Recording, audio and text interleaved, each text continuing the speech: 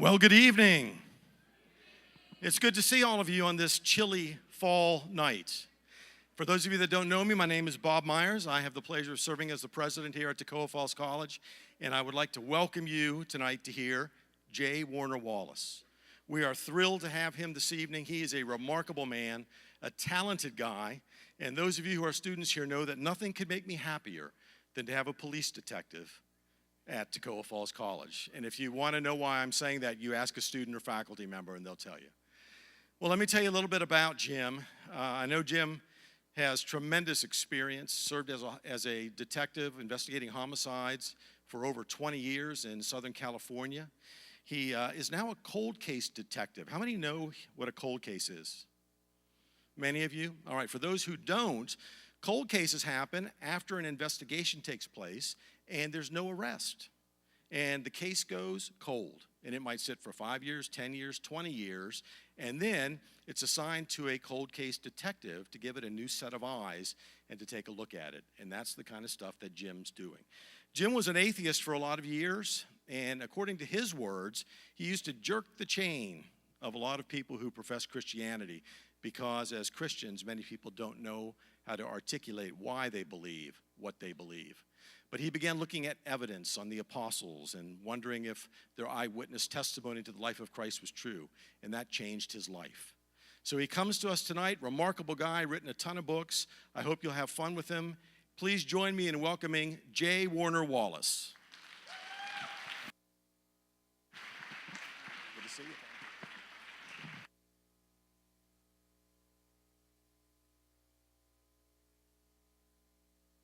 Evening, Toccoa Falls. How are you guys? Is it always this nice here? Because we were driving up from Atlanta today and we were thinking, this is really nice, right? Is it always this warm this time of year?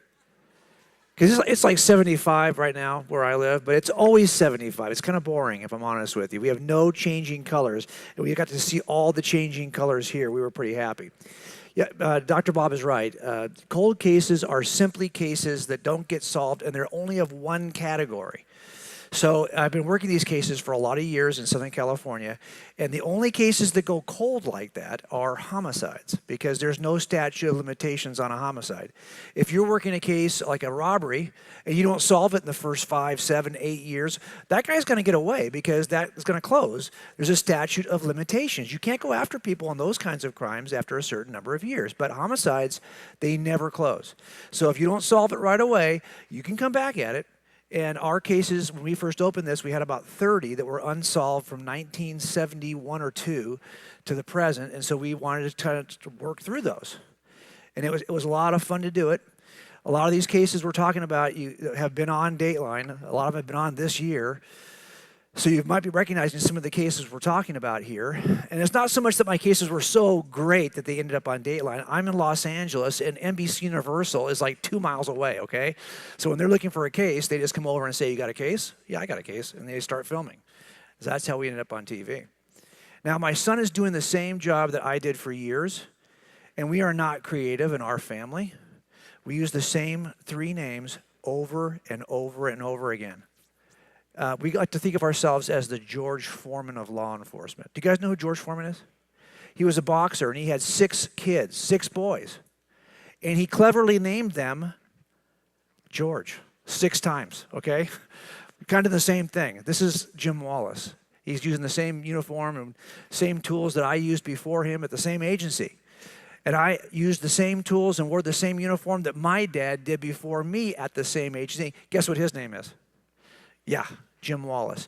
If you've called our agency in the last 57 years and asked for Jim Wallace, we've been answering the phone. So there you go. That's our history. Now, About a year ago, I was asked to do a short scene in a movie called God's Not Dead 2. Right? Very 6 minutes, that's all we had, to make the case for why Christianity is true. In a movie that says that there is a God, God's not dead, he's still alive, newsboys, but the point is, this is a movie we're trying to actually persuade people. We're going to teach you a skill set tonight that'll help you determine if, in fact, God exists. And it's coming out in a weird way, because I'm going to teach you how to work death scenes. And if I teach you how to work a death scene, I think you'll be able to apply this process to God's existence. So are you ready to start with me? We're going to start with a dead guy in a room. Remember, not every dead guy in a room is a murder, because there are 4 ways to die. Only one of those is criminal. So let me introduce the dead guy. He looks suspiciously like my son, Jimmy. There he is, laying on the floor. Now, do you guys have Trader Joe's anywhere around here in Georgia? Seriously? Like nowhere in Georgia? There's no Trader Joe's anywhere? Okay, there is. Like closer to Atlanta? Is that where they are? Bigger cities usually? Have you guys ever shopped at Trader Joe's? Okay, that's what I'm talking about. So nobody would kill a Trader Joe's employee, because at our house we would starve, okay? Most of our stuff comes from Trader Joe's. Now, the question here, of course, is this dead guy a case that I have to work? Because if it's a homicide, I have to stay all night until it's solved, or all day, or all week, or however long it takes. Of course, if he died one of the other 3 ways, see ya, I'm going home. So for me, the biggest task I have in the first 30 minutes is to figure out, do I have to stay all night? Now, so how you do that is you make 2 lists, and these 2 lists begin with the letter E. The first is a list of evidence. The second is a list of ways to explain the evidence. So far, all we have in the room in terms of evidence is a dead guy laying face down. So if we made a list with evidence on one side, we wouldn't have a lot to put there. But how do you explain dead guys? That's the other trick, right? Do you guys have any? You guys know the 4 ways to die? You can actually participate now in this. Go ahead and shout it out. How do people die? Go ahead. Yeah, okay, what else? Okay, great. So I've heard a few things. So people will die by natural deaths. That happens. People will die accidentally. Somebody mentioned that a minute ago. And someone said suicide. That's another way to die. The 4th category is homicides. These are the 4 ways that people die. The question, of course, is, which way did this guy die? Well, we have to make our list of evidences. All we have so far is a dead guy laying in the room. So let's go back. That's not a lot. Let me ask you, given this so far, can I cross out any of these? You see what we have here. Take a look at that and tell me, what can I cross out over here? Go ahead and just shout it out. Accidental? Well, if he accidentally took too many pills, he would look like that. As a matter of fact, if he intentionally took too many pills, he would look like that. If I poisoned him with too many pills, he would look. If he had a heart attack, do you see how right now all I have is a dead guy laying face down and with no other information? These 4 explanations are not only possible, they're reasonable. So let's change the scenario. What if he's a dead guy laying face down, but now we find him in a pool of his own blood, center torso? It's not around his head, it's around his center torso. Now we're going to add this piece of evidence to our list. Put it over there. So tell me, what can I cross out now? Natural, yeah. Is it possible? Anything's possible. Okay, it's possible you're not even here right now. It's possible the whole day, you've been dreaming the whole day. This whole day has been a dream. You're still in bed. That's possible. It's possible that this is a computer simulation. Some people think the universe is a computer simulation. It's possible that we're in the Matrix right now. You just haven't taken the pill to know you're in the Matrix. That's all possible, but that's not reasonable.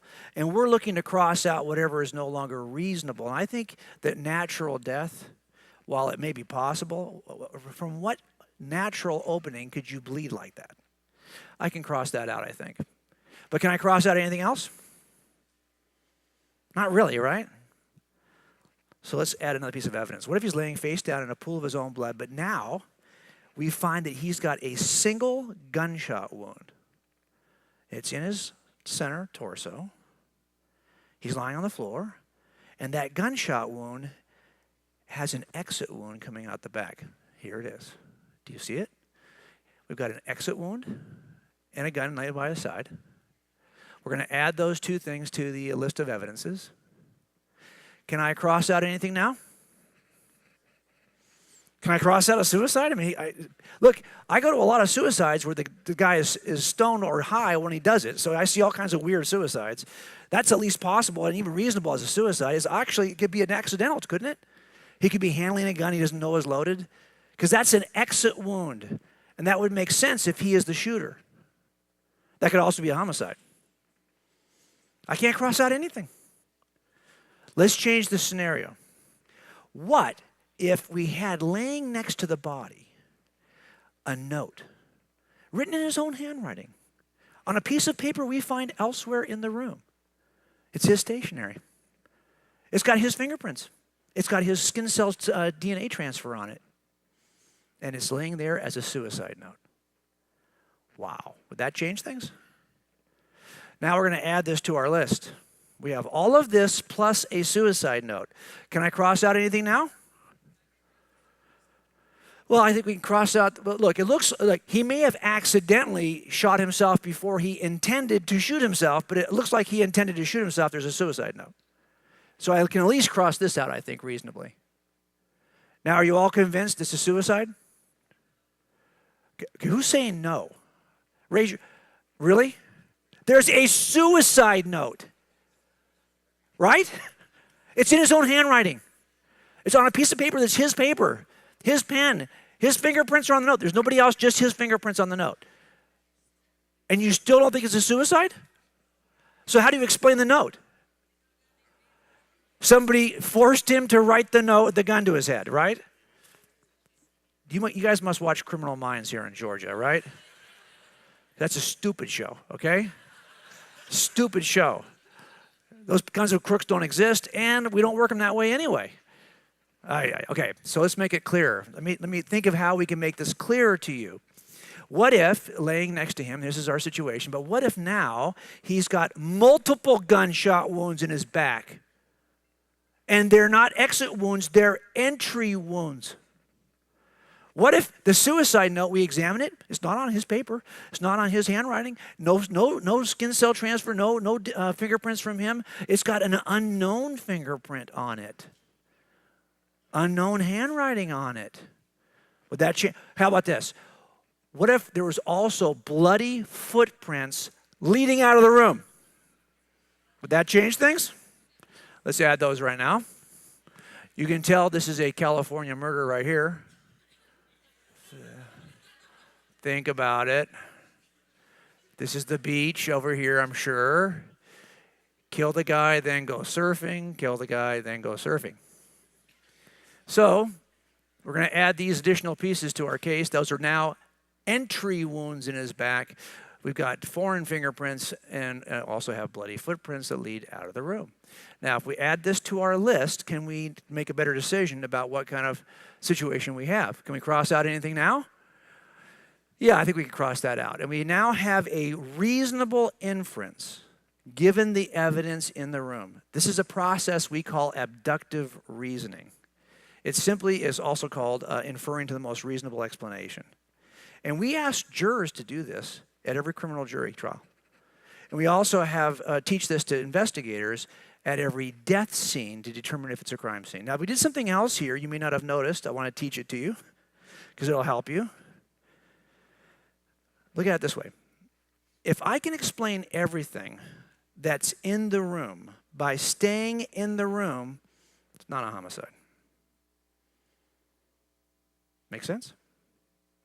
If I can explain everything that's in the room with a cause that's also in the room, why look for a homicide? Here's what I mean. Let's make it clearer for you. Say this room is here. Let's reduce the room to like a box. We're going to play this game of inside or outside the room. Okay? If I can explain everything that's in the room by staying in the room, for example, let's say I've got a piece of evidence in the room, that note. Yet that note is written on stationery I can find elsewhere in the room with a pen that I can find in the room. The fingerprints on the note are from the guy laying on the floor in the room. Now I can explain everything about the note, even its appearance in the room, by staying in the room. Don't have to go outside for a cause. He can do that by himself, alone in the room. If that's his gun, if somebody says, oh, yeah, he's owned that gun for years. He's got, he keeps it in the closet, in the bottom of the closet, there's a safe. He's had it in that safe for years. That's his favorite gun. And it's sure enough, it's registered to him. The only evidence I can find on the gun comes back to him. Well, now I can even explain the gun by staying in the room. It's been in the room the whole time. And anyone can shoot themselves once in the room by themselves without any additional help from anyone outside the room. If I can explain everything that's in the room by staying in the room, it's going to be one of these three. It's not going to be a natural, but it'll be one of these other two. Does that make sense? Let's shift it. What if I can't explain it by staying in the room? What if, for example, the paper is not from anywhere else in the room, and it's not his handwriting, and it's not his fingerprints or DNA on the note. It's an unknown who doesn't live there. I can't figure out. I've got to now go out of the room to figure out where did that come from. Who is the source of that writing? Who is the source of that paper? And if someone said, oh, he hates guns. He's afraid of guns. He would never own a gun, and certainly that's not his gun. And sure enough, the serial numbers are filed off this gun, and there's no evidence that he's ever registered a gun. And I've got unknown DNA or unknown, you don't get fingerprints off of guns, but let's just say you could. Okay, now I got to go outside the room to explain the gun. And it's hard to shoot yourself multiple times in the back by yourself in the room and then walk out of the room in your own bloody footprints. That's tough to do. Better explanations are outside the room. Do you see what happened here? Now, the better explanations for what's in the room is a cause that is outside the room. And I have to shift the entire thing to homicide. Why? Because I've got evidence of an intruder. Pretty simple little device, right? And intruders change everything. If you think you've got a death scene, but now you've got evidence of an intruder, well, now you just turn that death scene into a crime scene. You got to at least examine the possibility, the real possibility. And if you think you have a sense of curiosity about why somebody could kill themselves or how they could die accidentally, well, once you know you've got an intruder, that sense of curiosity you have needs to shift into a sense of urgency. Why? Because the one show on TV that actually does get what we do is a kind of a boring show. I don't know if you've ever seen it. It's called The First 48. Have you ever seen that show? Raise your hand if you've seen that show. It's okay, right? I mean, it's fun to watch, but it's boring compared to Criminal Minds. Would you agree? Because it's just a guy with a camera following around detectives. And they're trying to solve this in the first 48 hours because if you wait too long, this thing could go cold because the longer you wait, the harder it is to solve it. That's why our cases are about 30 years, 25 to 30 years old each. Those are hard to solve because so much time has gone by. Now, I was somebody who was not raised in a Christian family. Okay, I didn't have any friends growing up who were Christians. The only Christians I met along the way, I did know a couple of police officers who were Christians. And if you ask them, why is Christianity true? Like, give me 5 reasons why you would trust that ancient book. Why you would trust that miracles could ever occur. Why you think God exists. Give me 5 good pieces of evidence. These particular Christian believers couldn't do it. Now, they could give me 5 reasons why we should work this guy on that robbery series. Or 5 reasons why this is the guy who killed that woman last week. They could do that. But the most important questions you would ask in life, does God exist? They just bit off on that one, never even bothered to even explain it. They didn't need to be explained for some. Really, how can you have one view how to use evidence for these kinds of cases, yet not even think you should use evidence for your religious views? It made no sense to me. The other group of Christians I knew were the people we were taking to jail because lots of them told us that they were Christians. So I figured if I got to be part of these two groups, the group that's not thinking their way through this or the group that's not behaving as though they have thought their way through it, I didn't want to be part of either one of those groups. So I used to mock them both. And it wasn't hard because they didn't seem to be able to defend themselves. But at about 35, my wife Susie decided we should go to church. Dang it. So I went. And I'm sitting there, and the pastor was smart enough to pitch Jesus in a way I could catch him. All he said that day, he said a lot of things, but what I remembered was, Jesus is the smartest man who ever lived. The teaching of Jesus is the foundation of all Western civilization. And here I was a cop, actually, trying to work these laws, and this dude is telling me that Jesus' teaching was the moral foundation for these laws, and I'm thinking, really? So I bought a Bible, and I started working through it. But eventually I got to this point where I said, here's the problem I have, though. I don't believe in anything supernatural. I believe that everything in the universe could be explained with just physics, space, time, matter, and chemistry. Those causes and elements would get it done. In other words, I was doing the same thing we just did in this death scene. Here's what I mean. What if the room we're talking about is not a death scene, but the entire natural universe? Can I explain everything that's in that room by staying in the room? All I have to work with is space, time, matter, physics, and chemistry. That's all that's in the room of the natural universe. Or is the better explanation for the stuff in the room a cause that's outside of the natural universe? So I simply shifted my attention to this issue and played a game of inside or outside the room. Now, I think that there are 8 things that are in the room that everyone has to explain, either about the room or about what's in the room. We can't do all that tonight, but I just want to share with you what I think those 8 things are, okay? I think we have to explain how the room got here. Because it turns out the universe, according to science, came into existence from nothing. That means all space, time, and matter did not always exist eternally. That was thought at one time. It's not true. It had a beginning. A beginning from what? From nothing. You mean there was space and then the universe? No. Space is something. There was no space, no time, no matter. How can there be no space? What is nothing? What's the definition? Here's what nothing is. Aristotle says nothing is what rocks think about. Nothing. Make sense? And that means that all space, time, and matter comes into existence from nothing. That's called the standard cosmological model. It's also called Big Bang cosmology. The point here is this. That means whatever causes all space, time, and matter to come into existence cannot be spatial, temporal, or material. We're already outside the box before we even begin to explain the box. But worse than that, the box is fine-tuned. The natural universe is so finely tuned, all the cosmological constants, weak nuclear force, strong nuclear force, electromagnetism, these things are so finely tuned to a razor's edge that the smallest misadjustment and the universe cannot even sustain itself, let alone life in it. We are incredibly fine-tuned for the appearance of life. Everyone acknowledges this, but not everyone thinks it requires a fine-tuner. So that if that's the case, then somehow space, time, matter, physics, and chemistry has to get this kind of fine-tuning. Also, life originates in the universe from non-life. That's right, stuff becomes alive. Inorganic matter becomes material, biological organisms. And those organisms display the appearance of design. Even Richard Dawkins, the famous atheist evolutionary biologist, says that biology is that study of things that appear to have been designed for a purpose. He actually denies that they are designed, but he knows they appear to be designed. And you're using your mind to think about this. How do you get mind in an entirely material universe? If the universe is entirely material, you might have a brain, but you don't have an immaterial thing called a mind. That's an illusion, according to Sam Harris, the neuroscientist, atheist, who's also a philosopher, who's written about this and denies that you have a mind. That is an illusion. He also denies you have free agency. Because if you're just a brain, physical stuff, you're like dominoes that fall. You only fall because a prior domino fell against you.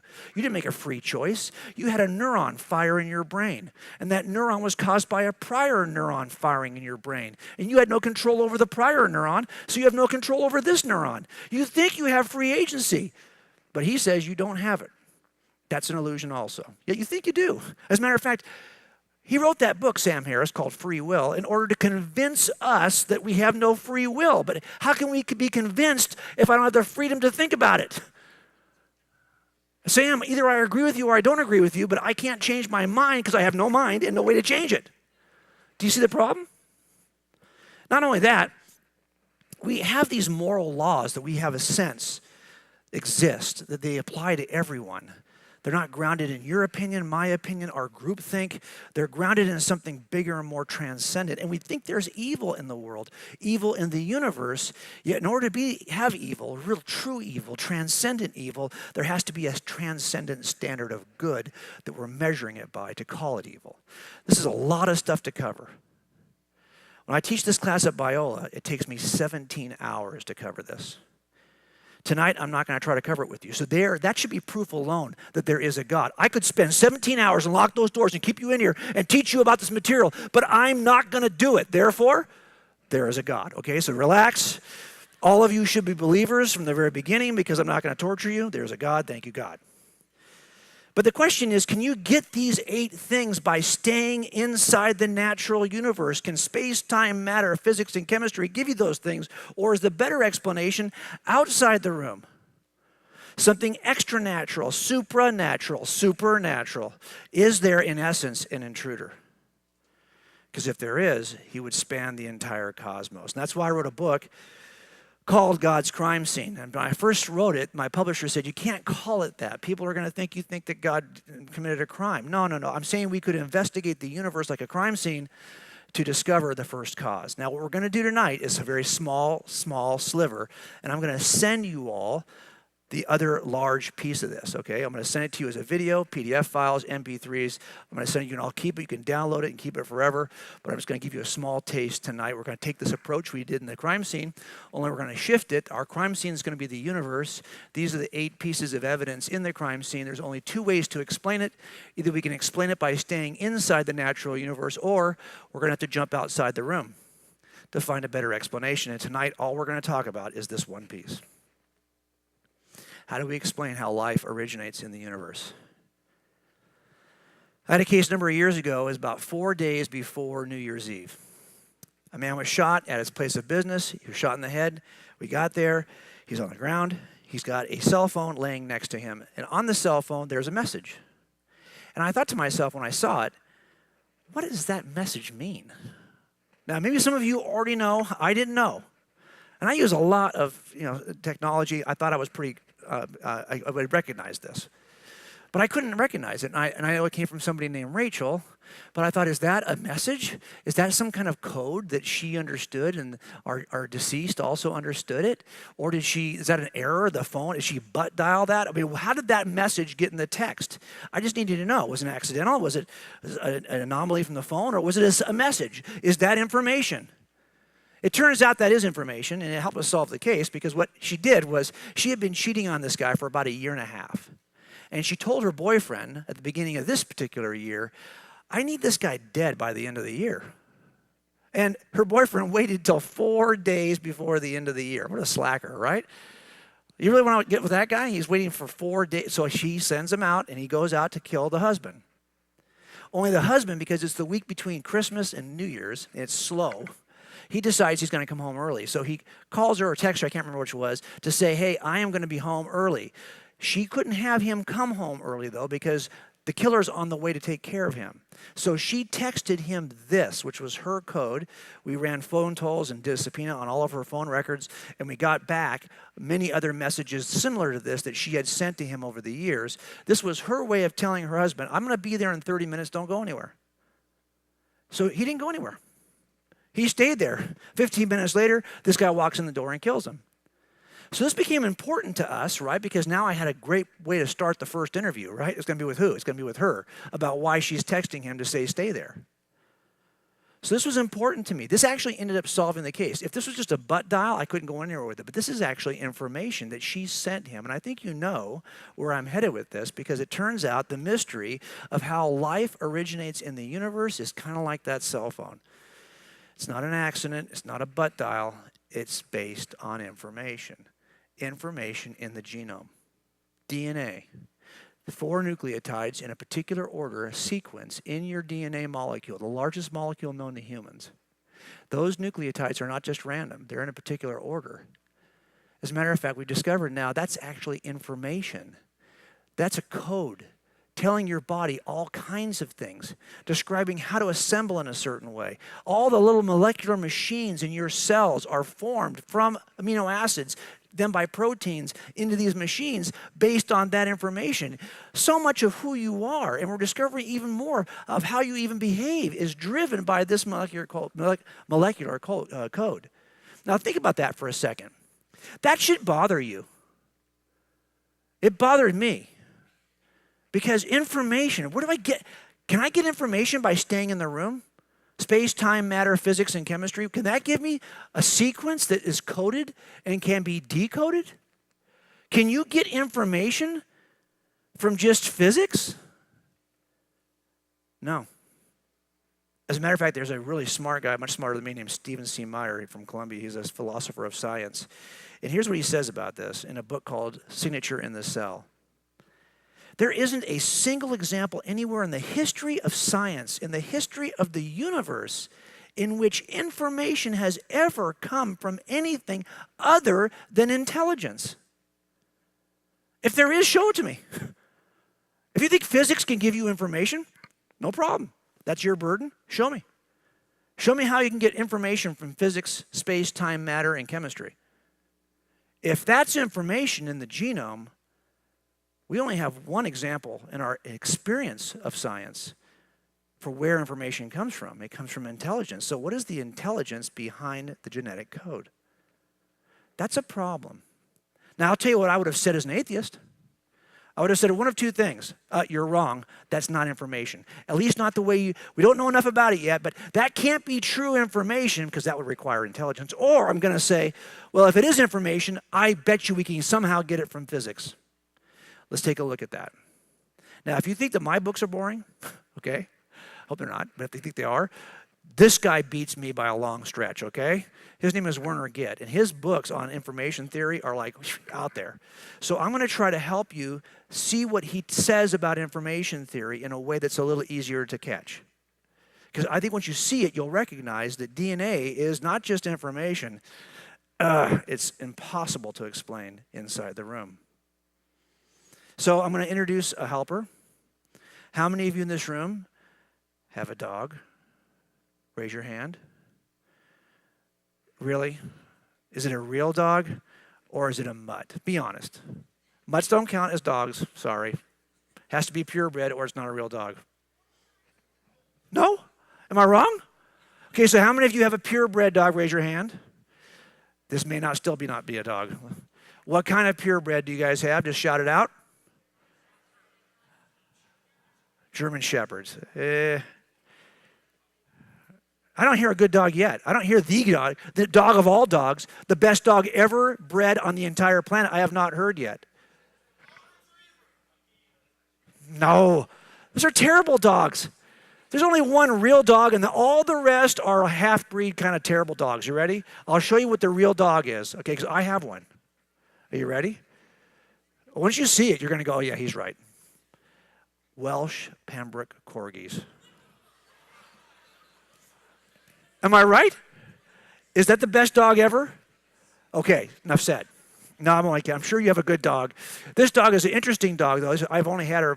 This is my first purebred Welsh Corgi. She's awesome, and she's super smart.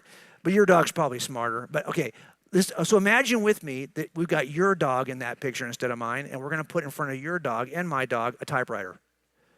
And we're going to say to our dogs, go ahead and type me out a sentence. And whatever you type, I will put on the chalkboard. And we'll see if it's information. So her name is Bailey. So Bailey's first effort, here it is. Pretty cool, huh? No. It's some random set of letters. I have no idea what that means. It makes no sense to me if it's some code. Now, but is that information, though? Yeah. In one sense, it is information. You have to say this. It is complex.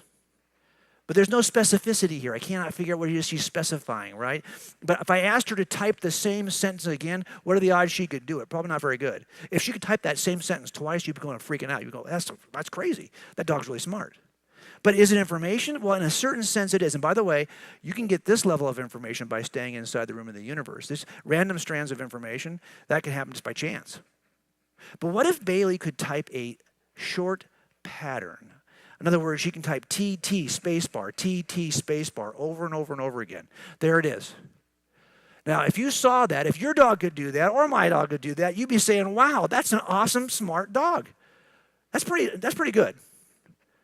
Is that information? Yeah. In a sense, it is. Even longer patterns, like T13T spacebar over and over and over again. Now, if any of our dogs could do that, we would say, let's take this dog to the circus. Okay, we can make some money off this dog. That's actually not bad, okay? But is it information? Well, it is. Because you can get both of these, by the way, by staying inside the room. This is often the case of just random chance. This is simple. Physics can cause patterns, even crystalline structures in crystals and snowflakes. These kinds of mathematical sequences are not uncommon in physics. I can get both of these by staying inside the room of the natural universe. And that is a form of information called statistics. Not the way you think of statistics, but that's the name it's given, okay? And by the way, this is not what DNA is. If DNA was just that, then you don't need to go outside the room to get it. You don't even need intelligence. You can get that with physics. Okay, let's go up one level. What if Bailey could type out words? I mean words that she knew I would recognize. She has a code, she gets the code, she knows I can decode it.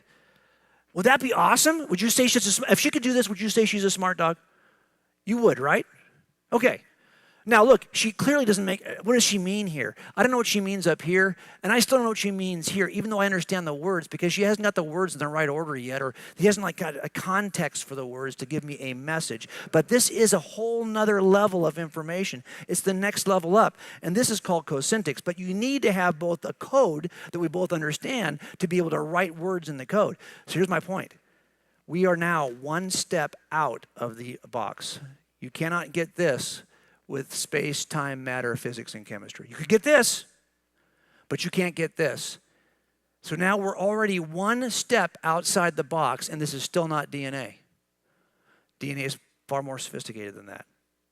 What if Bailey could do this? She could type out words in the right order to make sentences. So I now get it. She's telling me that Grandpa is eating something. That's really good. And if your dog could do that, you'd freak out too. Wouldn't you like, wow, that's pretty amazing. Definitely going to the circus with this one. This is good. And this is another level.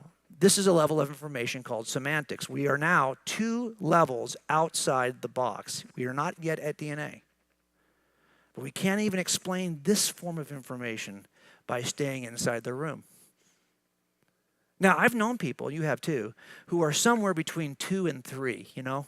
Like they're learning the language. Or they're just sloppy when they talk. They don't think about what they're saying.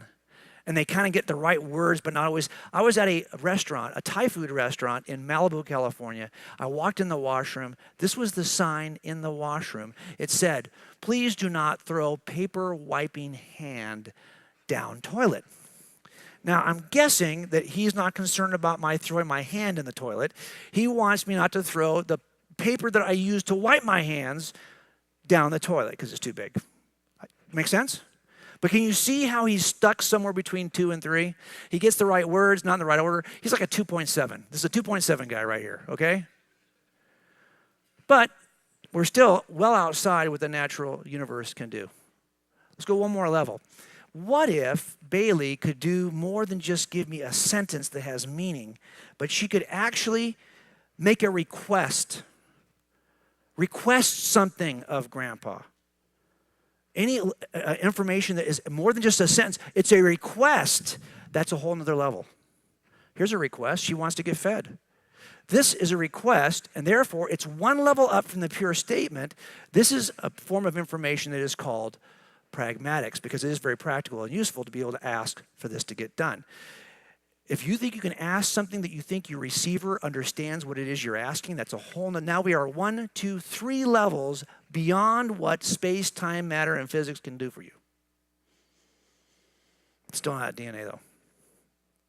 If Bailey thinks that, look, I know when I get fed, as soon as I get fed, we go for a walk. What I really want is the walk. So I'm going to ask to get fed because what I really want is the thing that comes after getting fed. Really? If she's able to ask for something and she knows what she's going for is the response, that's a whole nother level of information, and that is called apobetics. If she really thinks that Grandpa's going to get off his butt and take her for a walk so afterwards he feeds her, that is a whole nother level. And we are now 1, 2, 3, 4 levels outside. This, as it turns out, is what DNA is. Now, one way to judge the difference between these two is to ask yourself a question. From the simplest information to the most sophisticated. Well, up here I could ask the question, well, what does she mean? I don't know. No idea. Down here I could say, what does she mean? Oh, I get it. Okay, that's one way to judge it. The other way is to say, well, if it's not sophisticated information, I could knock out a couple of these characters and it won't change its meaning. I could take out this character and it makes no difference at all in terms of its meaning. I didn't understand it before. I don't understand it now. Why? Because it's the lowest possible level of information. But I think you know where I'm headed with this, right? The bottom level of information is far more sophisticated. If I just remove one character from high-level information, the entire meaning changes, right? So if I take out this comma, this is why we say that commas save lives, right? Because if I take out the comma, what's going to happen? Sweet Bailey, who simply wants Grandpa to feed her, is now going to become Killer Bailey, who wants to eat Grandpa. That is the difference. And why is there a difference? Because this is the highest level of information, so any small change has impact. Okay, here's Jesse James. Here's the information that goes into making Jesse James. Of course, if this is really his DNA sequence, it would go off in that direction about 10 miles and off in this direction about 10 miles because it's an incredibly long and dense amount of information. Now, what's interesting about this is that any small change in the sequence results in a change in meaning. That doesn't happen with low-level information. That only happens with the highest levels of information. So, for example, if I was just to take out one nucleotide and change it, say this one, it's going to have some impact in meaning because this is dictating his construction. Now, I will tell you that in DNA, there are some areas of DNA that are actually built to guard themselves from these kinds of changes, but you can eventually defeat them. As a matter of fact, genetic therapies, my other son David, he is a resident anesthesiologist, but on his undergrad, he was a biochemist, and he was working on kidney disease, and how he was trying to solve the formation of tumors in kidneys was simply by changing the genetic code, because you can make small changes in the code, and it impacts meaning. So, for example, if I was to change that nucleotide, something about Jesse is going to change. His forehead, his nose height, his ears, something about his physical structure will change because I have changed the sequence. And that is how we know that this is the highest level of information. And by the way, we're not the only ones who know it. Unbelievers know it too. And so someone like Paul Davies, who's an agnostic at Arizona State University, who's very well read on this topic and writes a ton, he says it this way: we're still left with the mystery of where biological information comes from. If the normal laws of physics can't inject information, and he knows they can't, and if we're ruling out miracles, and he does because he's an agnostic, then how can life be predetermined and inevitable rather than a freak accident? How is it possible to generate random complexity and specificity together in a law-like manner? We always come back to that basic paradox. Now, he's not alone also because a lot of really committed atheists who have been opposed to theism, the notion that God exists, like Antony Flew, who was probably the most famous atheist of the 20th century. You may not have heard of him, but his work was foundational to all the popular atheists that you do know. Antony he was an incredible philosopher, an evidentialist. He worked at some of the best universities anywhere. He debated the best Christian thinkers you could find. He was an associate. He would actually attend meetings with C.S. Lewis when he was younger. And he was even a signatory on the Humanist Manifesto 3 in 2003. So he is very well established in the atheist community. Everyone loved and respected Antony Flew. The problem he had, though, is as he started to study the science, he started to have doubts in his worldview. And eventually, he wrote a book as an older man, which is called There Is a God: How the World's Most Notorious Atheist Changed His Mind. And why did he change his mind? He changed his mind because of DNA. I now believe there's a God. I now think the evidence does point to a creative intelligence almost entirely because of the DNA investigations. What I think the DNA material has done is that it's shown, by almost unbelievable complexity of the arrangements which are needed to produce life, that intelligence must have been involved in getting these extraordinarily diverse elements to work together. If we're going to stay inside the box to explain DNA and the information in DNA, you've only got a couple of choices. It's either entirely chance or it's entirely physical law. It's either an accident or inevitable.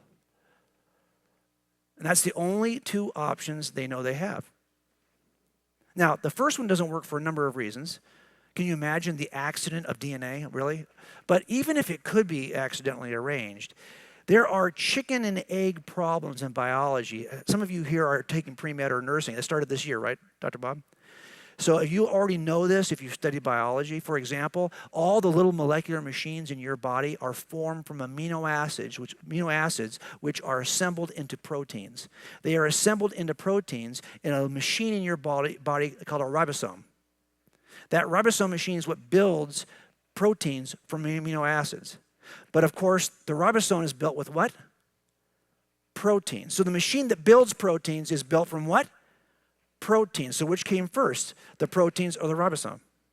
There are so many chicken and egg problems in biology that cannot be overcome by accidental theories of chance.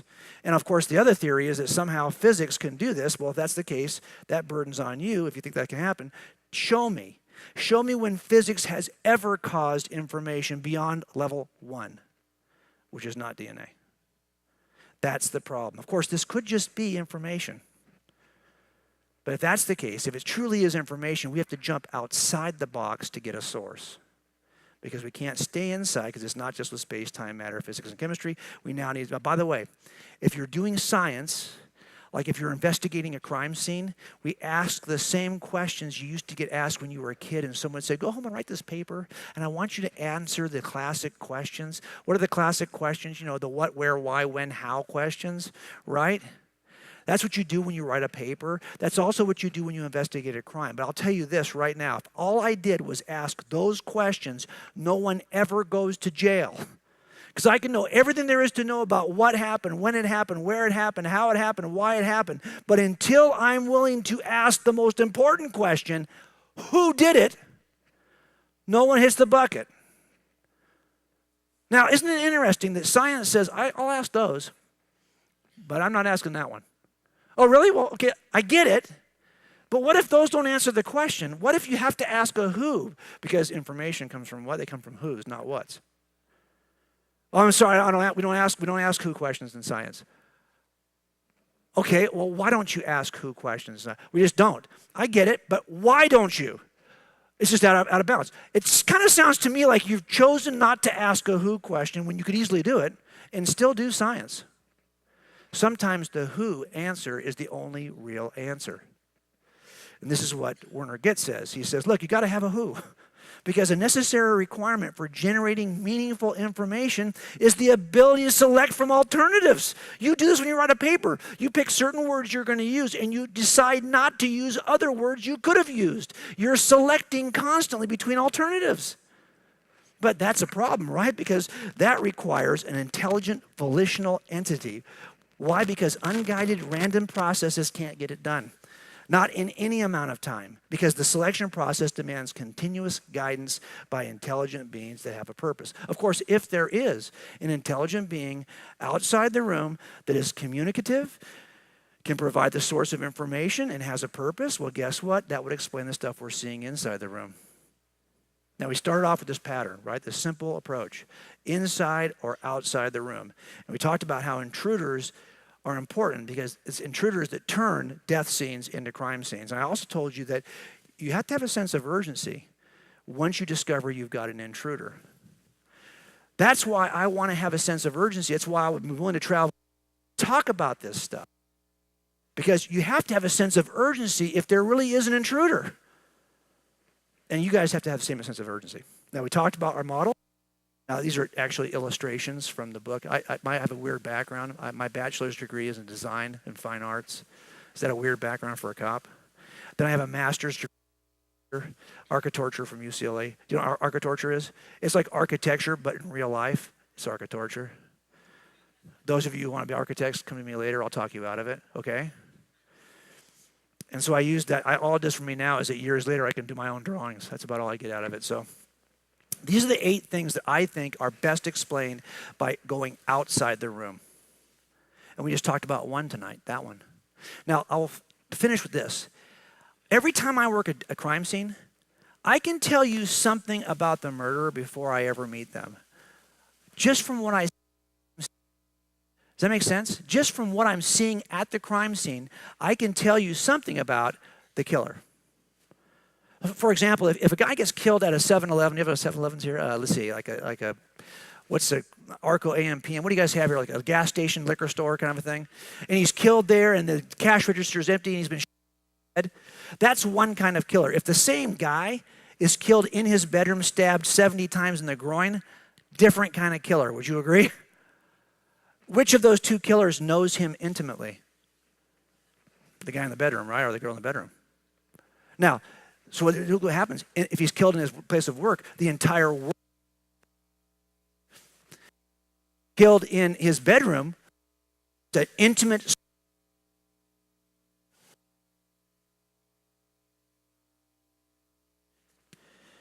So hang on, let me fix it.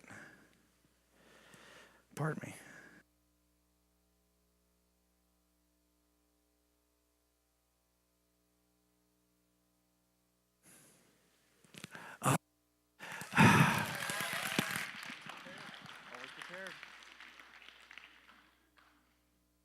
This means I can't use my hands, right? I can't even talk now. Okay, so these are two different kinds of suspects. Same thing happens here, right? We've got a suspect, and I can develop a suspect profile based on the evidence I have at the crime scene. Because the kind of evidence I have at the crime scene is going to dictate a particular kind of suspect. And it's probably not Mick Jagger, okay? Because Mick can't explain how these things got here. Now, I'll just put up here the description of what I need to get those 8 things. If I'm looking for these, who put these 8 things, I need something that's immaterial, non-spatial, non-temporal, that is a fine-tuner, capable of fine-tuning the universe, that is the information in DNA, that is the source of all design we see in biology, that's a mind that freely creates other beings in its image to have minds in free agency. It is the source of all objective, transcendent moral good. It's even the source of the standard of righteousness that we define evil by. That's not Mick. I'm looking for a different kind of suspect. And I know kind of what I'm looking for just from the evidence in the crime scene. I'm looking for something that classically is defined as God. That actually explains the evidence in the scene. I worked a case from 1979. This guy killed his girlfriend when he was 27 years old. I didn't get him convicted until 2014. He was 63. And how do we convict him? We convicted him on the basis, this is a 2-hour episode of Dateline called The Wire. We convicted him based on some eyewitness testimony. We convicted him based on some behaviors that he did that seemed suspicious. He also had some physical evidence we could work. And finally, he made statements that were not quite right. 4 different kinds of evidence. 4 very different kinds of sciences. This kind of stuff is all eyewitness. It's all about eyewitness reliability. This stuff is all about behavioral evidence. This stuff is all about forensic physical evidence. And finally, this is all about forensic statement analysis. These are very different experts that we would bring into trial in 4 completely different categories, and they all had information that pointed to the same guy. When you've got that much information from that many different sources that all point to the same suspect, you probably got the right guy. Same thing's happening here. We have 8 different pieces of evidence in 4 very different categories. 2 are entirely cosmological. The experts we're going to reference here, astrophysicists, physicists, cosmologists. These folks are all going to be molecular biologists, biochemists, those kinds of folks. These folks here are all going to be neuroscientists and philosophers, and these folks are all going to be ethicists and philosophers. Very different disciplines. These guys don't know anything about what these guys do, and vice versa. These are all very niche-y little sciences. Yet they all describe the same suspect. That's probably a good suspect. Now, let me tell you what someone like Robert Shapiro would do, because I just had a case with him. He did O.J. Simpson. He'll also come in and say, I can explain that evidence 4 other ways. I can think of 3 other ways to account for that. I can think of 4 other ways to account for this. Heck, I can think of all kinds of ways to explain that. Really? By the way, do any of those explanations work? Well, no, but they're close. And by the way, does this guy agree with this guy? No, this guy says this guy's absolutely wrong. Give you 5 reasons why he's wrong and 5 reasons why he's right. This guy says, no, he's wrong. Here's 5 reasons why he's wrong. Nobody can agree. And they're all unrelated. So whatever explanation this guy is offering for this piece of evidence is nowhere to be found over here. You can't get this with that kind of an explanation. Do you see the problem with that? There's another way to explain the evidence in the room. There could just be one common causal factor that unifies all of the evidence and explains all of it. This is how we make cases in front of juries.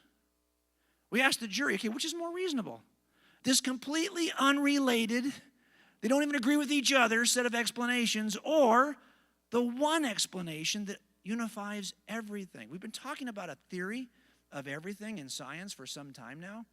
We even did a movie, right? The Stephen Hawking movie. Okay, the point is, you got an idea. How do we unify quantum physics with macro physics? We need one theory that unifies all of it, a theory of everything. I'm here to tell you tonight, there is a theory of everything. It's called God, because that God would explain everything that's in the room.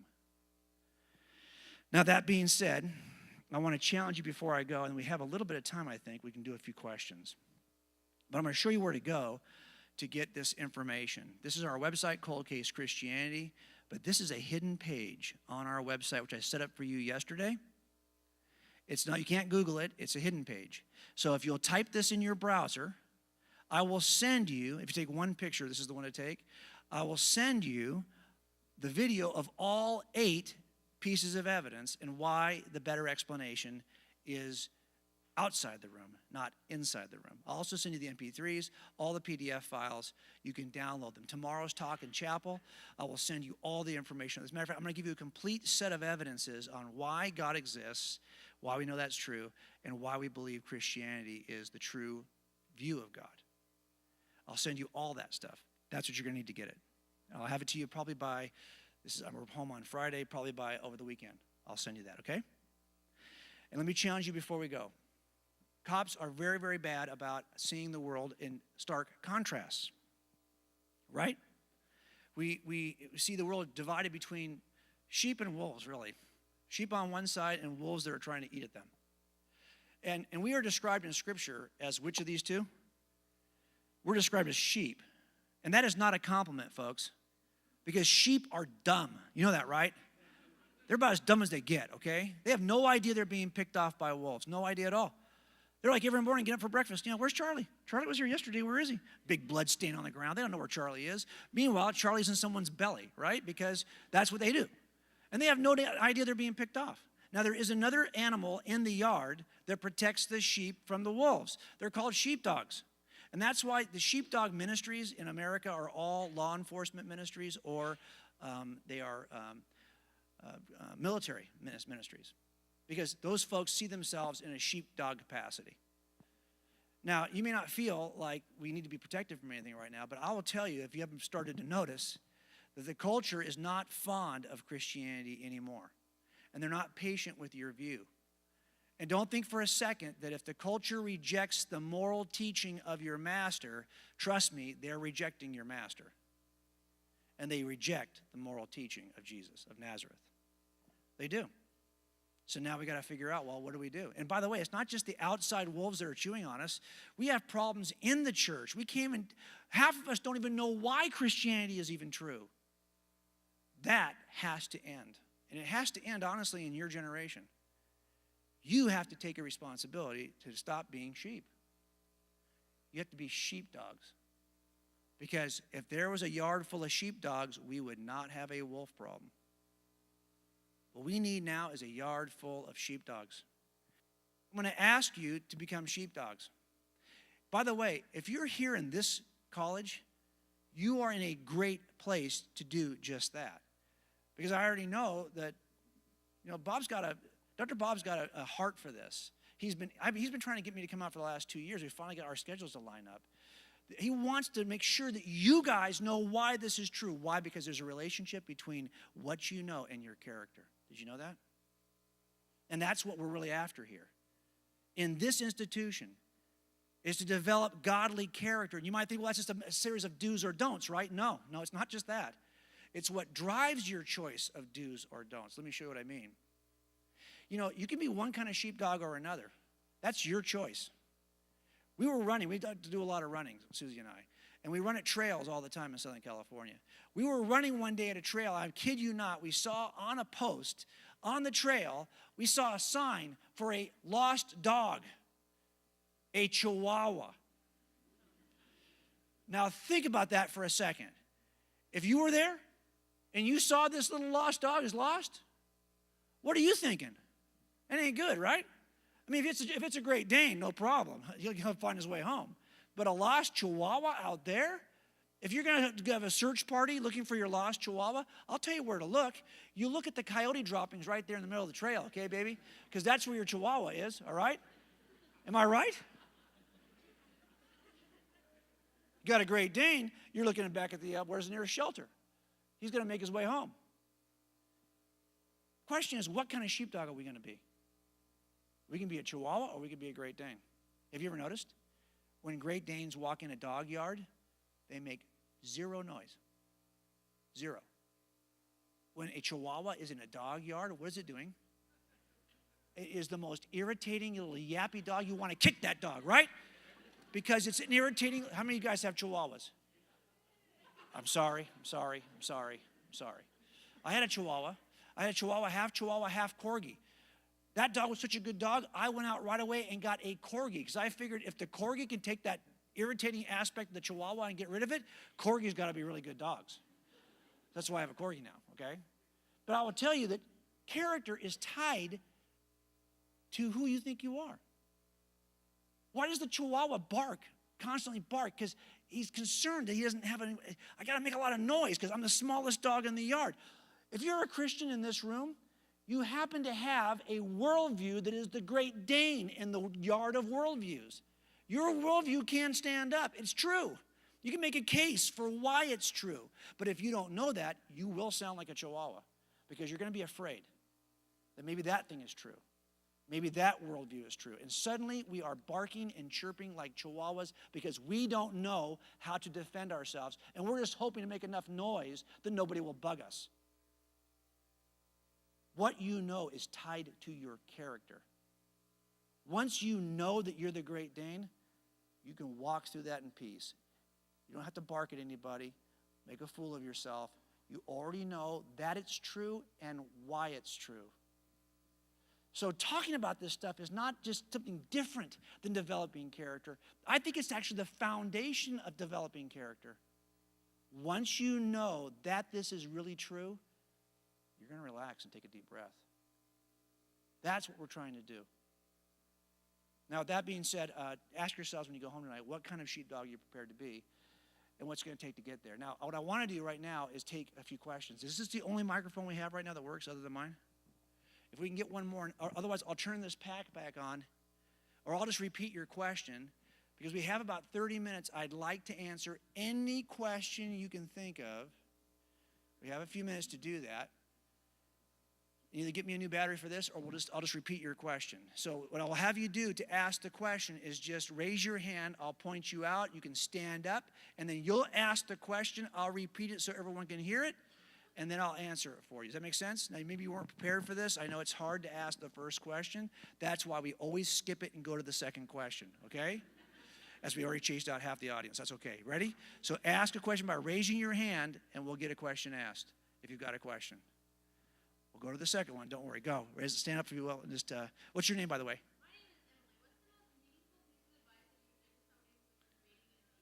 Hi, Emily. What's the most meaningful piece of advice?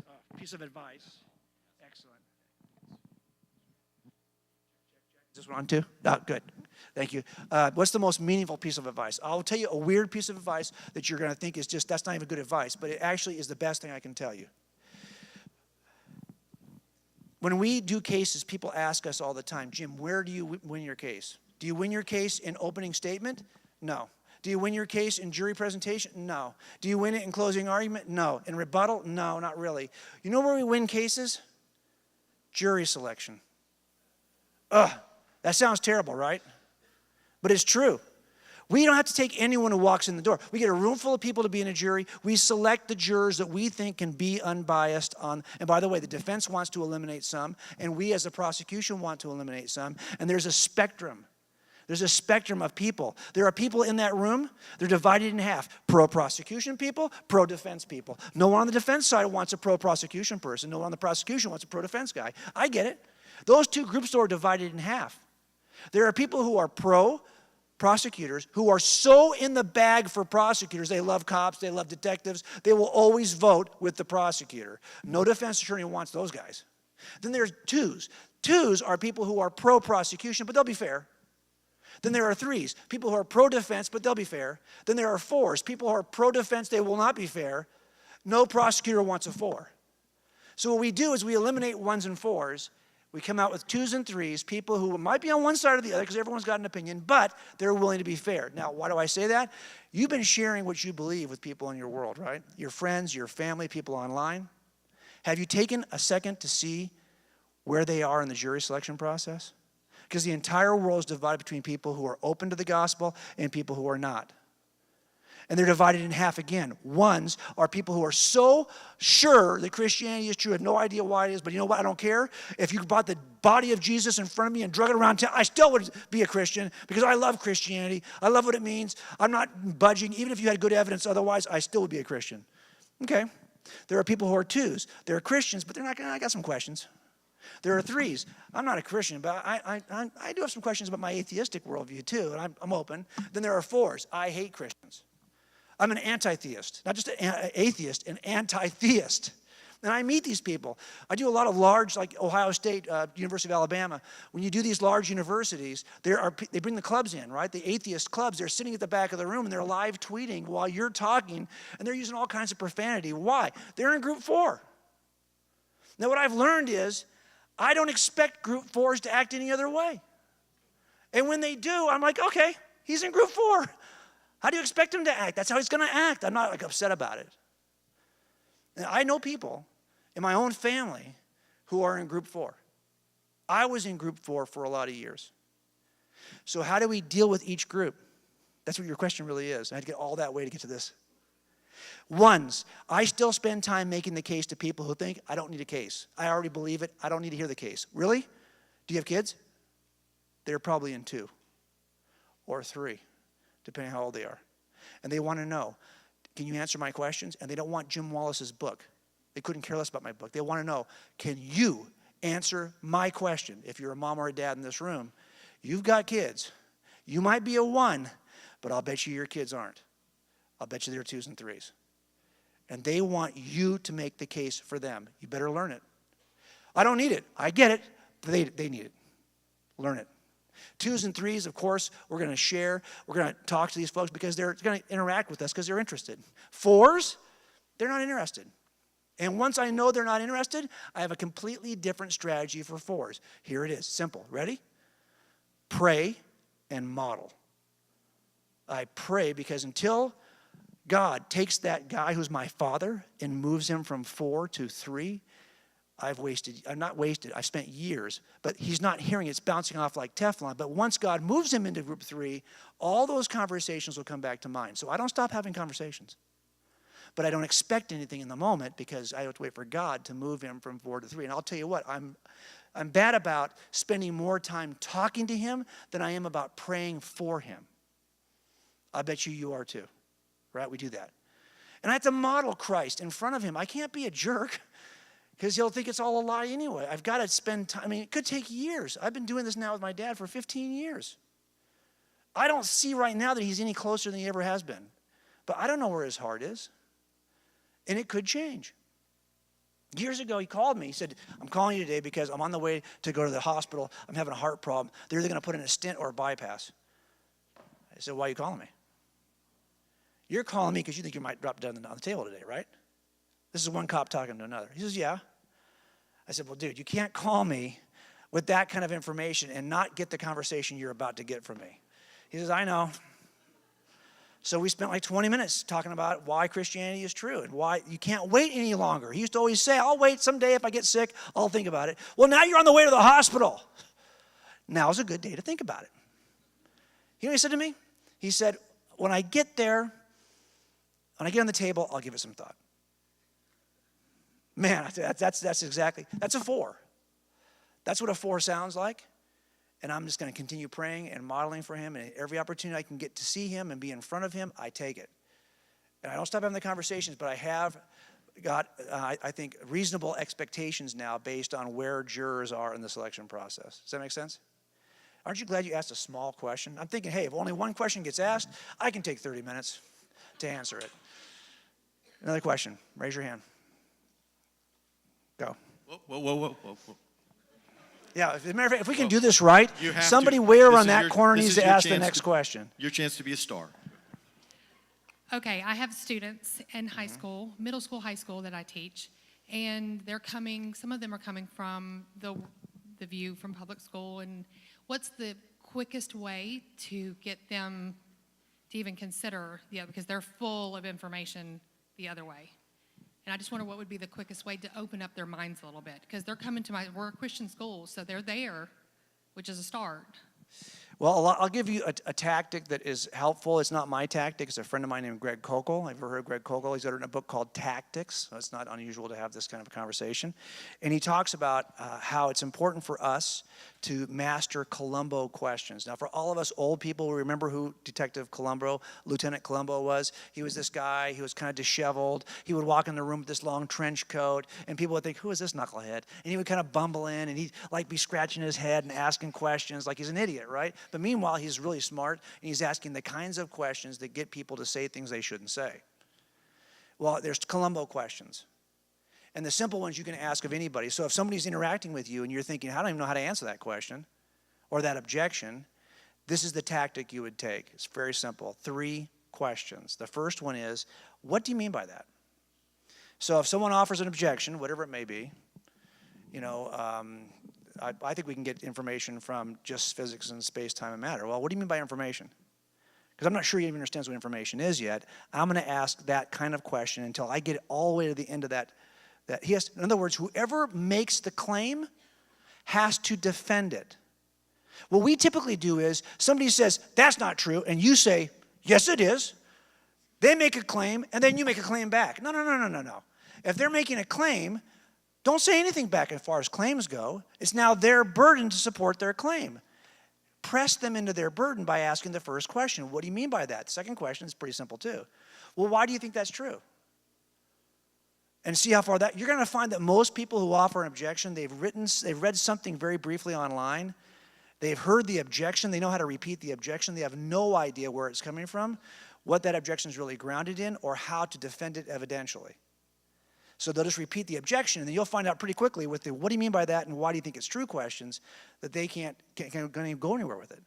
The third question is a little harder. It's have you ever considered this alternative? So let me show you how this works. We were at University of Oklahoma. So we're doing a presentation there, and we're in the food court before we start the presentation. And a guy walks up, and I just asked him, I was doing some filming, hey, so what do you think of Christian? What do you think about Christianity? He says, well, I think Christians are kind of hypocritical. And I don't agree with their views on a bunch of issues they want to jam down my throat. So what do you mean by that? Well, for example, a lot of them don't believe that women should have a choice when it comes to their own bodies. Well, what do you mean by that? Well, I mean that they would be against, have the choice to terminate a pregnancy, for example. Well, what do you mean by a pregnancy? I'm just going to keep on asking you, what do you mean by questions? We finally get to a point where he says, well, I mean that they would not, he wants to have abortion available at any point that the woman wants to have abortion available. And he mentions, well, what do you think is, I said, what do you think is in there? He says, well, it's not a human, it's like a pre-human. I said, okay, well, what do you mean by pre-human? See where I'm going? What do you mean by that? What do you mean? Now, eventually I asked him, well, why do you think that's the case? Why would you call this thing pre-human, not really human? Well, it's not conscious. So now I've emptied out all the what do you mean by that questions, and why do you think that's true question. Now I need to find an alternative that kind of sounds like, well, have you ever considered this alternative? That's the third question. So I'm looking for ways to formulate that question. And I simply said, because I noticed he was carrying a helmet, a motorcycle helmet. I said, dude, let me ask you this. If you got in an accident tomorrow and you were in a coma and they wheeled you in, could I wait a week and turn you off? Well, no. I would hope you would wait longer than that. Well, how long can I wait? Can I wait a month and then turn you off? He says, no. I've known people who have gone like months, and they did come out of their coma, and they were fine when they came out of the coma. They were absolutely fine, no damage at all. I said, well, how long can I wait? Can I wait? How about this? Let's go 9 months, and then I'll turn you off. I don't think he even saw it coming. And he says, well, no, I mean, I think you should wait And the person I'm talking about, he said, I know somebody almost a year, and then they came out of their coma. I said, so let me get this right. If you're saying to me that if you know he will be conscious at 1 year, you should not terminate him at month 9. Well, what if you knew he would be conscious at month 9 in 1 day? Should I be able to if you're thinking it's consciousness, now I think this consciousness is a whole other definition we could go into, but my point was simply to say to him that he holds 2 different standards. Because if I can't control, well, I'm not conscious when I'm in a coma, but I'm still a human. That does not remove my humanity because I can't think at a certain level, or I can't be conscious. And when he realized that, he said to me, well, I guess I'm really pro-life. Just like that. I said, really? I mean, but you see what it comes down to is we haven't thought these ideas out, and it's not my burden to make a counterclaim.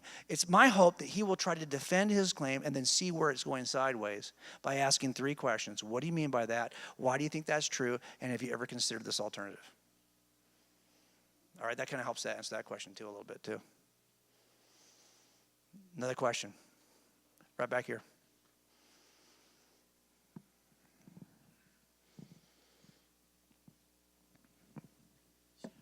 My question is, as a retired teacher, my years teaching, I was able to have prayer with my class. I was able to do the blessing at lunchtime. What about the students here who are planning to go into teaching in the public school where no mention whatsoever of God is supposed to be uttered? Yeah, Can you give any advice to these young people?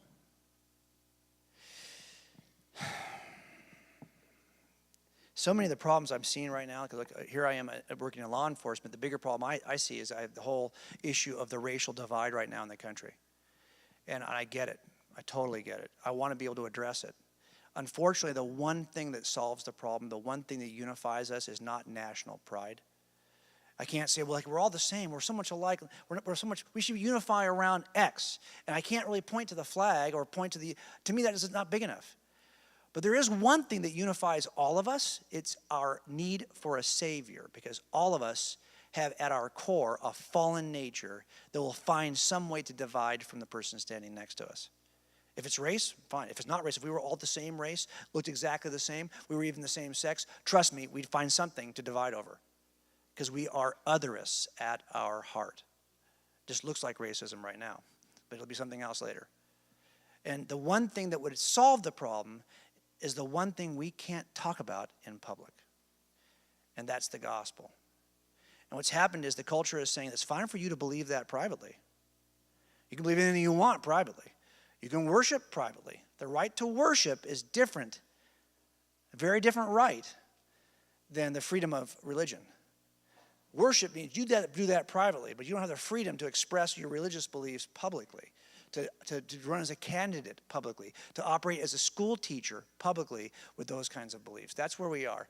And I think we're coming to a place as a group where we need to recognize that we are not probably going to win this cultural war. I have no real hopes of winning it. I think we're headed in one direction, and I do not think we're going to change the tide. I'm being honest with you. So we have to decide, are we willing to be faithful no matter what the result? I think sometimes we say, hey, I got the strategy to get this result, so I'm going to enact this strategy. Well, if that strategy doesn't work, I'm willing to abandon it for a different strategy. No, I'm saying, are you willing to do whatever it takes? That might mean coming up against the school board. That might mean losing that job, having to think of a new way to teach, having to think of a new place to do it. That might mean all of those things. But there's only 3 ways that we typically respond to these kinds of issues. 1, we say nothing. We just don't say anything about it. You don't accept what the culture teaches about sexuality, it teaches about marriage? Well, we're not going to talk about that from the pulpit. We're just going to stay quiet. Hope it kind of blows over. Hope that everyone kind of gets the silent language we don't talk about, and we all agree. The second strategy is that we stand up for what God says, and we take a beating for doing that. And we lose certain rights in the culture because they don't like what we believe. That's going to happen. What's going to happen in the university systems is they're going to come after your funding. You want state funding? Then you can't hold those beliefs. You can't require your students to have a conduct code. You can't require that stuff. We will remove your funding. That's okay. We will raise our own funding. We don't need your funding. Really? Now we're going to take your accreditation. That's the next thing they'll come after. So get ready. Those two things are already starting to happen in California, which, by the way, is always the tip of the spear. It happens there first, then it happens everywhere else. So just know that that is coming for us. I believe that. And we're going to have to decide, how do we raise young believers? How do we raise young people, period? And is it going to be in the traditional formats we've always had of public education? Maybe, maybe not. The third way we typically respond to these, if we don't stay quiet or stand up against it, is we acquiesce and we become it. So we don't have to worry about our churches shrinking, because now we accept the culture's values. And by the way, which churches nationally are shrinking fastest? Those that accept the cultural definitions. It turns out the only growing churches are the ones that are willing to stand up and say, no, this is not what God says. Those denominations are growing. Everything else is shrinking. So I think, this is it's not a fun answer. I think we have to be faithful first. Stop thinking about winning. Winning what? If we are faithful, we're already winning. Because we're winning from the perspective that really matters. But I think these are going to get worse before they get better. Not good probably encouragement, but I don't think it's a better strategy. You know what's true. Don't bend. Be faithful. You realize that if you're worried about politics in America, right now, Pew reports that 70% of us in America still identify as one denomination or another of Christianity. Yeah, that's shrinking. It's down about 1% a year. 15 years ago, it was 86%. Now, it's 70%. But 70% is still an overwhelming majority.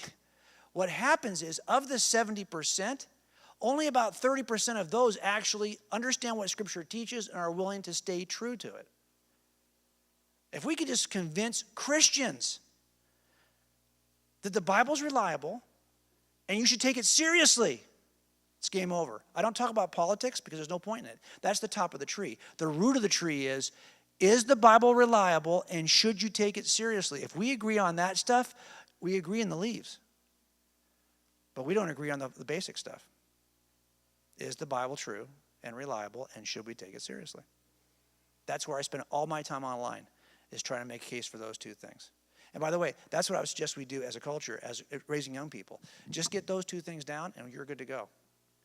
But the question is going to be, most of you are going to have, and I had them, why should I trust the Bible's reliable, given that it's so old, we don't have an original manuscript, so many years, there's so many complaints against the Scripture. I needed to work through all of those to see if any of that was true. But once I arrived at this point, now I'm in. I got to be all the way in, and I'm not changing my mind. I know it's true, I know I can trust it, and I know I should take it seriously. Another question? Anywhere. I think we should ask a question here, then one way over there, then one way over there, and we should have Bob run back and forth until he basically passes out.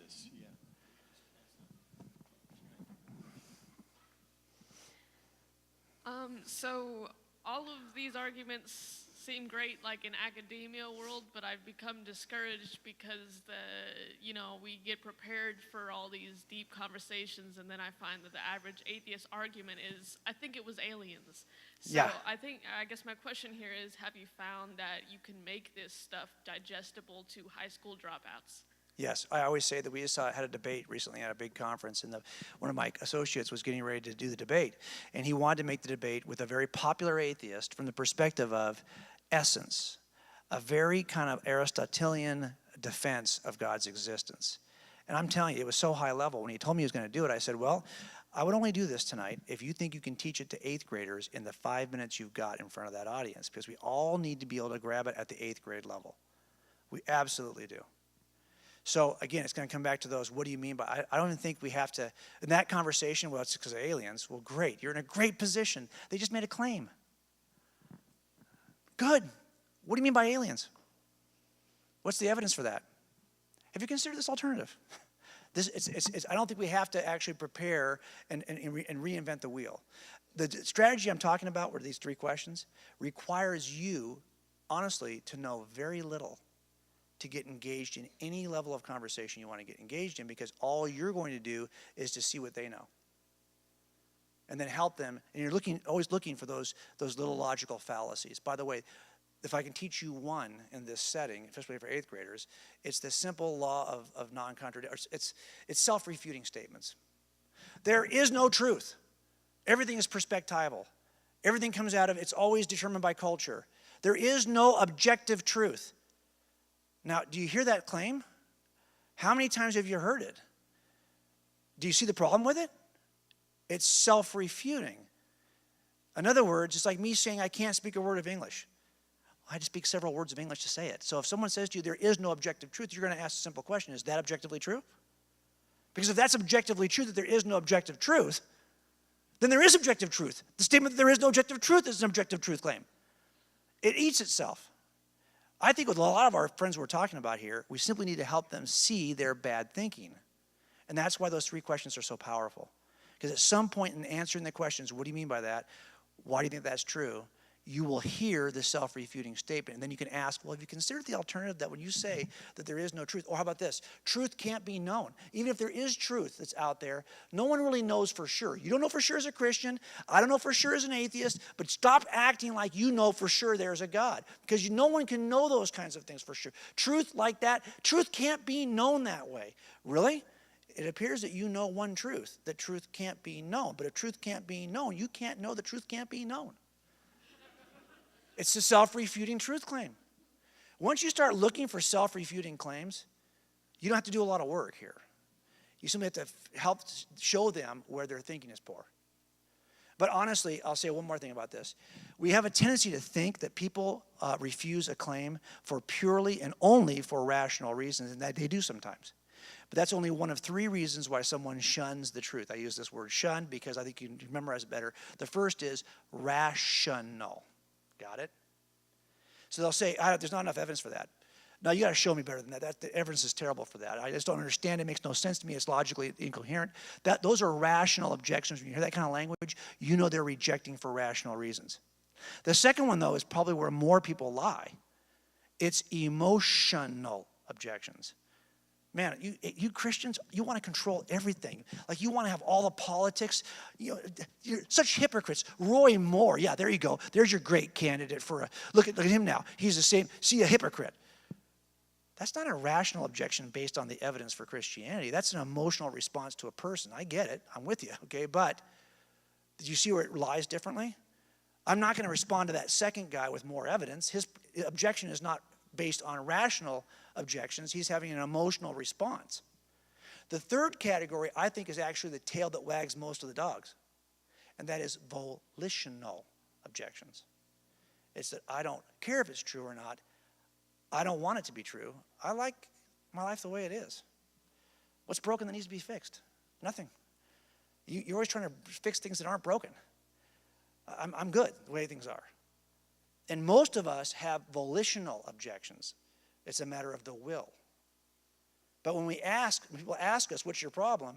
We voice it as a rational objection because no one wants to say, they're having a volitional problem with it. They want it to sound more reasonable. So I would spend some time asking people until you know which of these 3 categories they're in. Because I have a tendency to always answer with rational evidence, when in fact that's probably not what their problem is. It's probably something else. And all they do is hang aliens. Well, they haven't thought that through. They haven't one of these other 2 categories of objections, and they just want to offer that thing so you can get off that. But it's really over here somewhere. And unless you know their life, what they've experienced with their own families, where they're coming from, it's really hard to address that stuff. It's really easy to make a case. I can make that regardless of who's in this room. I don't need to know anything about any of you to make that kind of a case. The other 2 groups, I have to know you before I can walk you through it. It's a lot harder. Another question. I hope that helped a little bit. Go.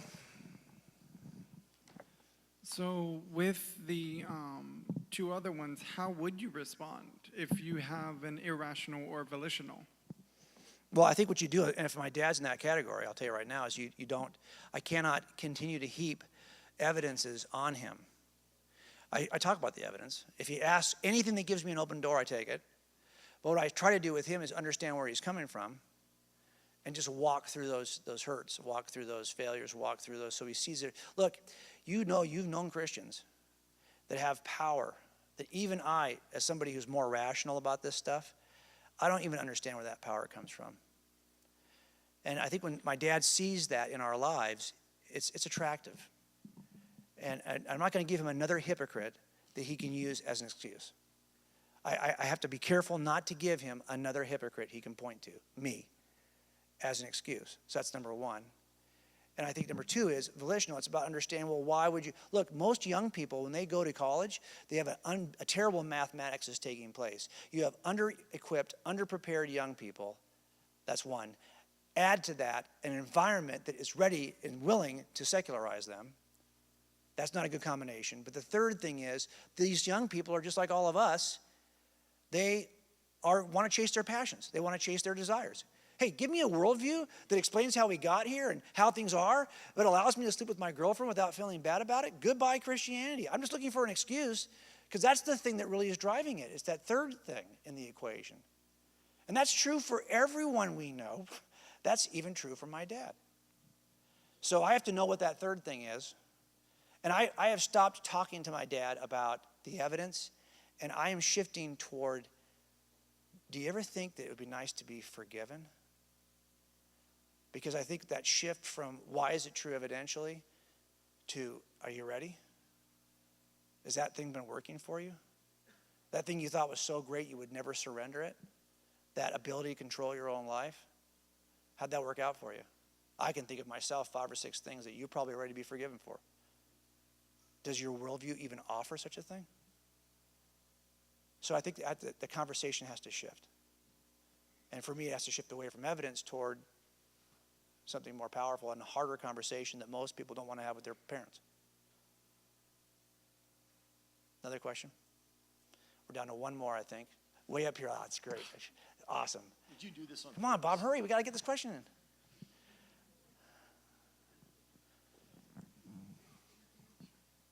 Hey, you said that you started your adult life as an atheist Yep. before your wife dragged you to church at 35. Yes. What was the hardest thing for you to accept about Christianity, about the gospel, and how did that change? So when I first started reading the Gospels, I had never read the Gospels, never read the Bible, so I bought one after this preacher had made this claim. So I bought a Bible. I didn't spend a lot of money on it. I bought a pew Bible. I think $6.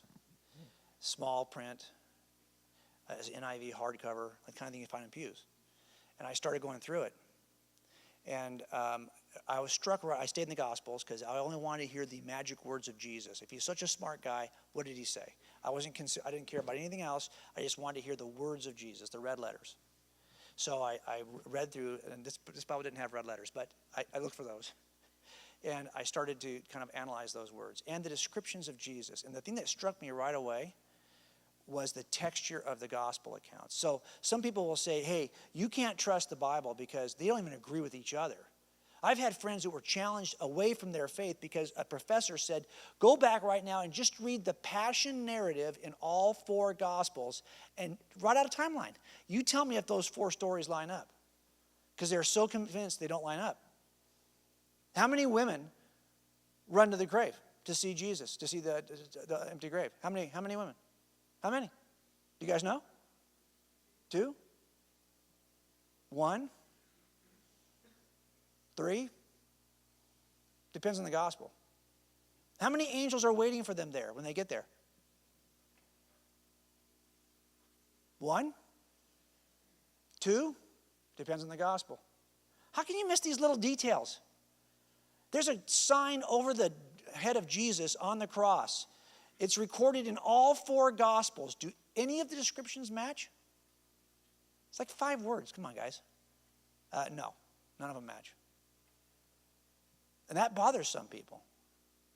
Now, for me, having worked cases by this time for years, I saw those differences and I go, oh, that looks legit. Because witnesses never, ever, ever agree. It could happen 5 minutes ago. They disagree at about the same velocity and proportion that the Gospels disagree. So right away I said, that's kind of interesting, right? Because if I was going to lie about this, I'd make him agree. Right? As a matter of fact, the only thing I ever ask when I'm going to a crime scene, I get on the dispatch and I'm getting called out in the middle of the night. The only thing I ever ask is, are the officers still there? Of course they're still there. Separate the witnesses before I get there. Do not let them talk to each other.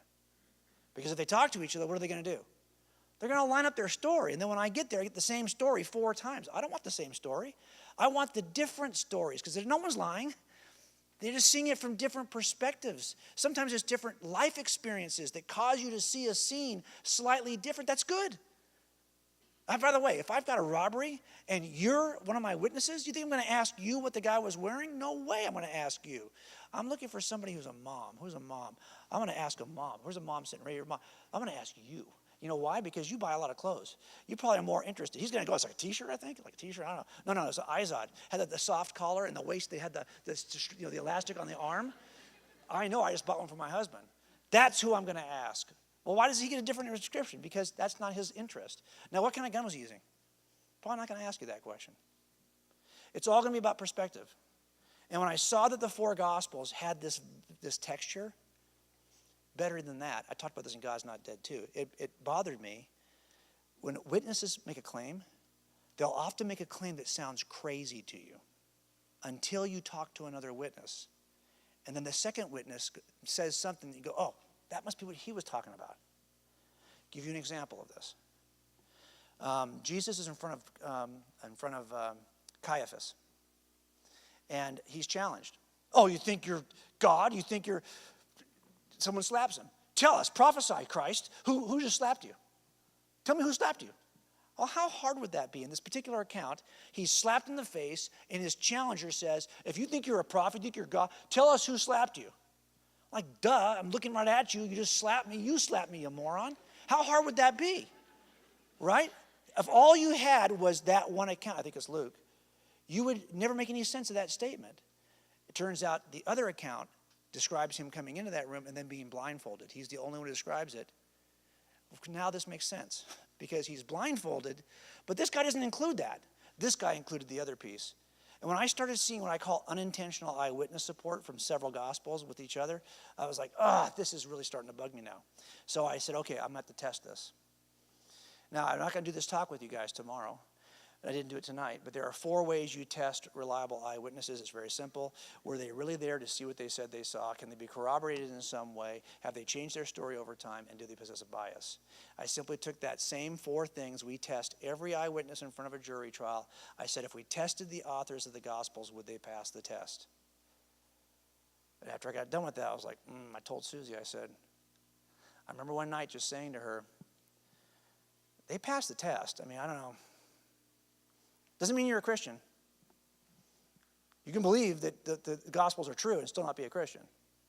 So I asked her, but I just don't get the whole dying on a cross thing. I don't get that part. I mean, I had spent months. I even did forensic statement analysis on the Gospel of Mark. Now, forensic statement analysis is where we take someone's statement after they do a crime.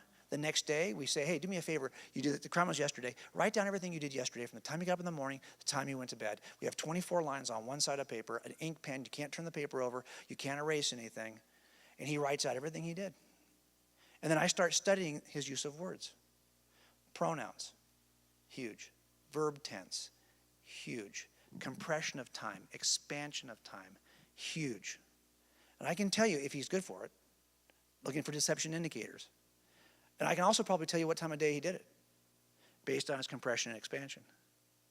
So I heard, studying from somebody, that Mark's gospel was written in Rome at the feet of Peter. Papias, an early bishop, says this is true. So I thought, okay, if Mark's gospel is really Peter's memoir, I should have some fingerprints of Peter in that gospel. So I did a forensic statement analysis on Mark, looking to see if Peter was in there. He's all over it. Simple things. Mark never speaks harshly of Peter.